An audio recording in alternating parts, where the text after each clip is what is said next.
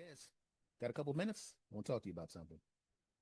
Now, what I want to talk to you about this time is about how you can lose but actually be winning. How you can lose but actually be winning. Let me give you a couple stories. And if you've been listening to my podcast, one of my podcasts, you or you're a long time listener to one of my podcasts, you probably heard this story before, but the new people, there's a lot of new people coming on. So I'm gonna do it. This is something that happened to me a long time ago. I was in the supermarket minding my business. It was a beautiful lady. I had a girlfriend at the time. I got in a conversation with her, wasn't trying to do anything, and I would run into her at the supermarket all the time, and we'd have conversations. Once again, wasn't romantically interested, had a girlfriend. But it had gotten back to somebody from my neighborhood, a big, strong, angry dude who liked to fight, that S was talking to your girl, man.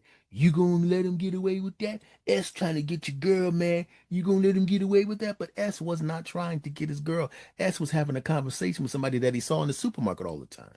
So by the time it goes from S is talking to your girl, innocently, by the way, by the time it gets to all of these people and gets back to Captain Big Boy, it's like S married your girl in a Vegas ceremony, and they had 27 children, got divorced, and got married again. Yeah, that's right. By the time it got to him, something that was completely innocent was incredibly horrible. So I'm chilling, I'm walking around the neighborhood. There's a bunch of people I know. Hey, what's going on? Hey, what's going on? And I see him, don't think much of it, see him all the time. And then all of a sudden, Captain Big Boy looks at me. You trying to get with my girl, huh? Trying to take what's mine, huh?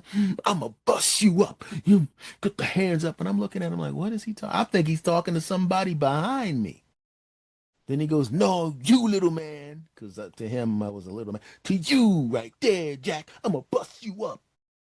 Huh? And that's actually what I said. Huh? What did I do? You gotta get with my girl. You was with my girl. You were married my girl, had 12 kids with my girl last week. You gonna kick your behind. I'm gonna bust you up.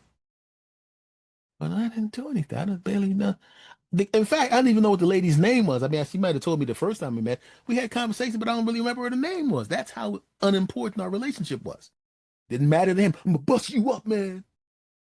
Now, when you see somebody, another guy comes up and tells you he's going to kick your butt or bust you up, you don't want to fight. If you're somebody like me that doesn't want to get into that, but if I have to, I'm gonna put my hands up and it's gonna be what it is. But when it's somebody as big as this dude is, you don't want to put your hands up. You want to put your hands down on the ground in the sprinting position to get the heck out of there. But younger version of me can't allow that to happen. There's too many people around. I can't run away. I can't do that. I can't be a punk, right? So what happened? I'm staring at this guy, and the only thing I'm thinking about is I'm gonna die. That's literally what I'm thinking, right? But in all honesty, I'm just thinking about how do I minimize the damage to myself? Because I'm going to get hit. There's no way in the world I can get through this without getting hurt, maybe even injured, maybe injured badly because this dude is huge and I have no choice. And this is not going to just a fight between two guys. This is a guy who thinks I'm with his girl, so this this is going to be bad. The only thing going through my mind is guard the places that you don't want to get hurt that badly because your ribs are, you're going to at least have bruised ribs, probably broken ribs, but you got to make sure you don't have orbital damage. You don't want your jaw broken. You don't want your teeth knocked out. You don't want your nose broken, right? If he breaks your forearm, I don't even want to think about it. But at least that'll be enough to stop him. You'll be in the hospital, but that'll be enough to stop him, and he'll go about his business. Here he go. Ah, here he comes. Oh, good Lord. He's big. Here he comes. Bust you up. Fist goes back, and I'm like, oh man. Guard myself. Good shot on the right on the elbow. And he threw a haymaker. Did it hurt? Yeah. But I've been hit harder than that. Is he holding back? I doubt it. He thinks I was with his girl. He's gonna hit me as hard as here comes the next punch. No, he threw his hard. He's a big guy, but he does not know how to throw a punch. Huh. I know how to throw a punch. Let's see if he likes it. Right to the ribs. Bang. Oh. He felt that. As big as he is. He felt that. I'm substantially smaller than this guy. His punches are not, I mean, they hurt, but it ain't like I'm unconscious or anything. I see colors when he hits me, but he's like, I hit him one time in the ribs, and he's like, huh. I don't know if I could win this, but I mean, I could definitely cause some damage. Oh man, I might have to do something to this dude. I might have to Harlem Glow. I might have to do something to this guy. Then I realized, no, you don't want to win this. Think about it. There are people that are seeing this. A guy substantially smaller than Big Boy, whooping him out. What do you think's going to happen next? You know what's going to happen next. He's going to have to retaliate. And all of a sudden, I'm going to be walking around the neighborhood, looking around, looking over my shoulder, wondering when it's going to happen. Right? Maybe because if I whoop him out, he might bring a friend with him. Right? I might get held and hit. You know, he may bring a weapon. I don't know, but I don't want to find out. So what did I decide to do? I decided to lose the fight. I don't want a Pyrrhic victory, a victory that is so damaging that it's not worth it. I don't want that. I don't need that. I don't need to win this fight. I'm here. This is me looking at somebody at my height. This is me looking at this dude. Boom. Like that. Hell no. So I lose the fight on purpose. Now, I talked about how you can lose, but actually win. And that's what happened to me because he goes off, yeah, that's right, right? And people come up to me afterwards, yo, man, you did good, man. I got so much bigger than you, man. You held your own, man. You were tough. You pretty, you good, man. You good. You got heart, man. You got heart, brother. You got heart, man. You can throw down a little bit, brother. You can throw down a little, and everybody goes away. So I didn't get, man, my arms a little blacked because I had like knuckle marks on my arms and shoulder, and I got hit in the head a couple times. You know, I didn't look much different the next day. I didn't look like I got beaten up the next day. No big deal. I was able to take care of myself. No problem. But I ran into this dude a few days later when he finally realized S. Anthony didn't do anything to his girlfriend. I hate talking about myself in the third person, but you get the point. I didn't do anything to his girlfriend. I didn't do. So he didn't try to get with you? No, he's just a nice guy I met at the supermarket. He's a funny guy too. You know, he does stand-up comedy. I did.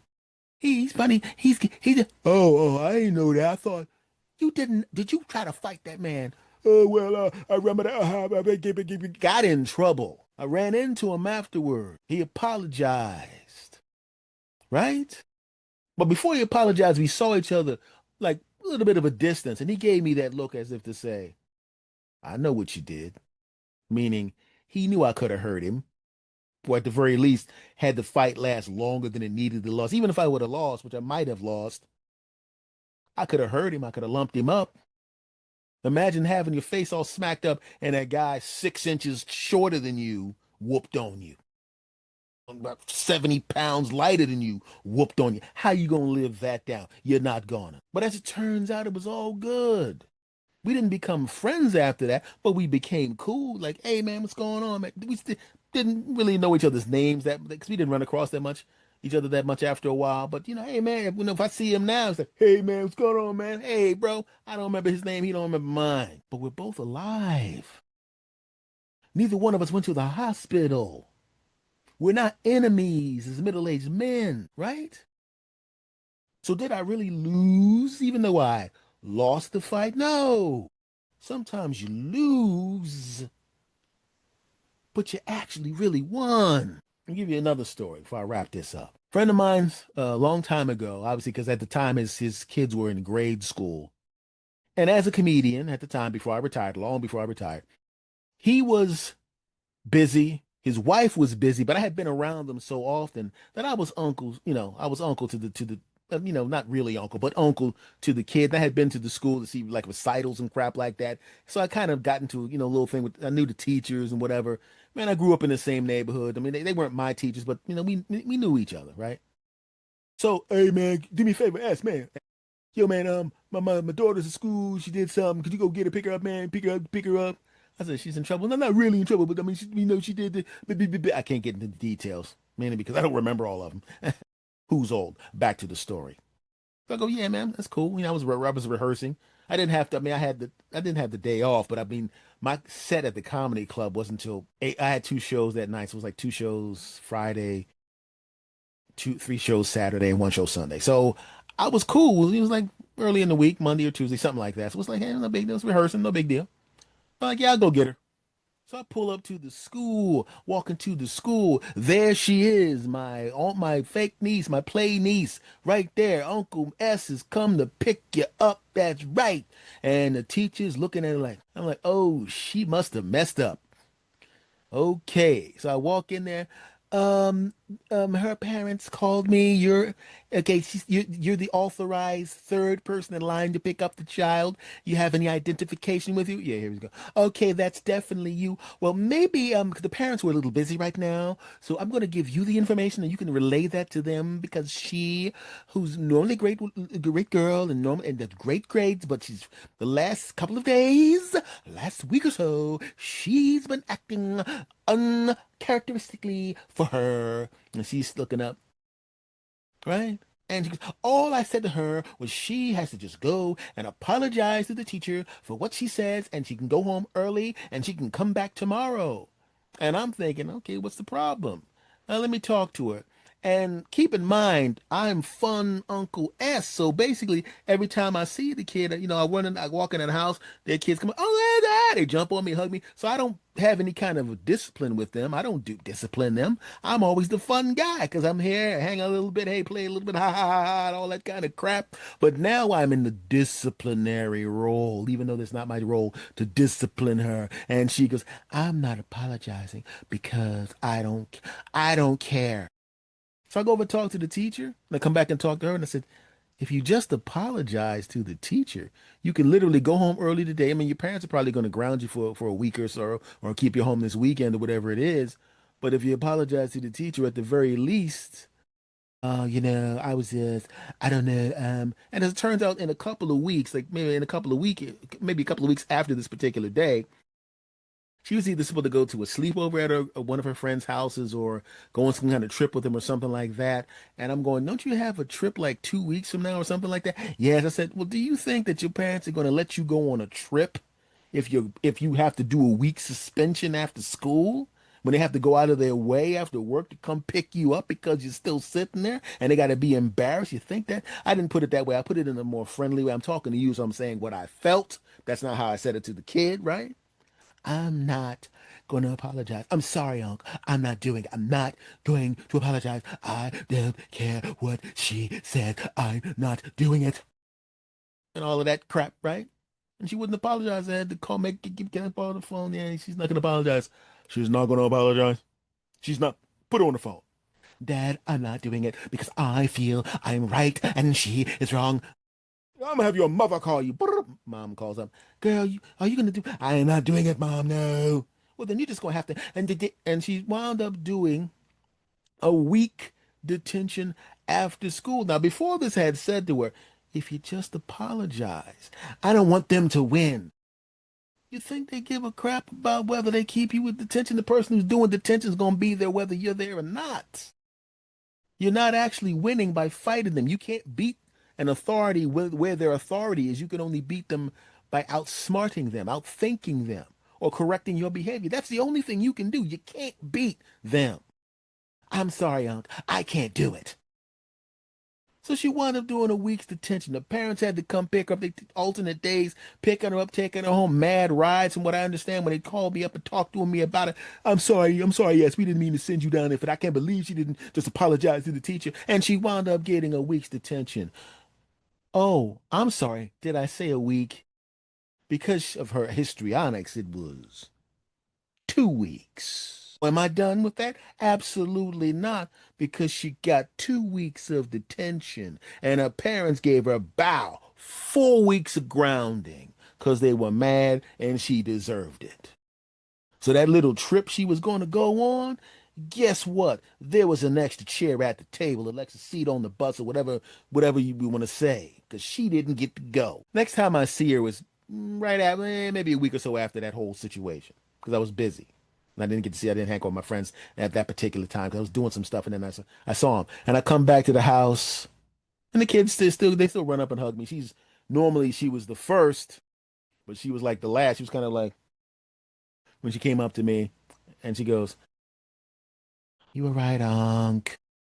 because like I didn't get to go to the thing and my mom and dad were so mad at me and they wanted me to apologize to you for wasting your time because like you took your time out of your busy schedule to come and like um talk to me and you tried to help me and you were very gracious and you didn't. And she looks back at her parents and they're looking at her like, yeah, you better do some more apologizing. And yeah, they just give it a look like that ain't enough apologizing. You better throw in some more damn apologizing. And her mother throw in some more damn apologizing. And in addition to gracious, you were, and she apologized for like another 3 minutes. And I said, all right, I appreciate, I accept your apology, But did you? I'll be honest with you, even though you did, yeah, you took some time out of my schedule to come do something that I wouldn't have had to do if you hadn't acted out. But let me ask you a question. Did you learn something? What do you mean? Did you learn something? What do you mean? I said sometimes you think you lost, but you would have actually won. I was talking to your parents when they grounded you. And just like I said, had you apologized to the teacher and been sent home that one day, you would have been grounded for a week. And the week after that, you would have been on a trip, but you didn't get to go because you thought you would have lost by apologizing. It would have looked like a loss on the outside, but you would have actually what? I would have actually won. Exactly. I appreciate the words when you said you apologized. And I'm sure your parents who are no longer giving you death stares appreciate the fact that you apologized. But I would consider an apology accepted if you correct your behavior. Not just because of me, but because of them. She never did that again. Smart girl. But sometimes as adults, we're not smart.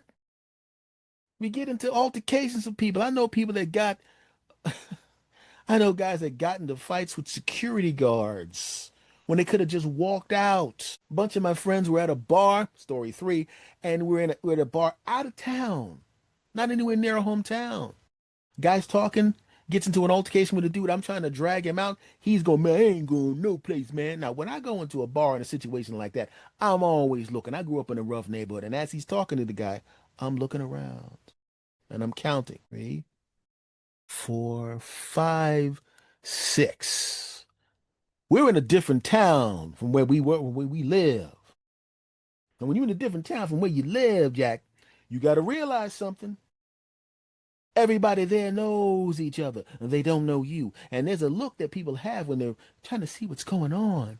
And then there's a look that people have when they're about to jump in. And no, this is the look you get when somebody's looking at the potential fight like this, they're just curious.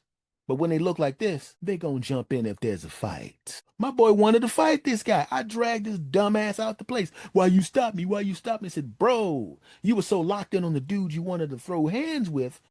I'm the one scanning the crowd. Do you know how many people I counted that would have jumped on us? 6. Counting the dude you were fighting, 7.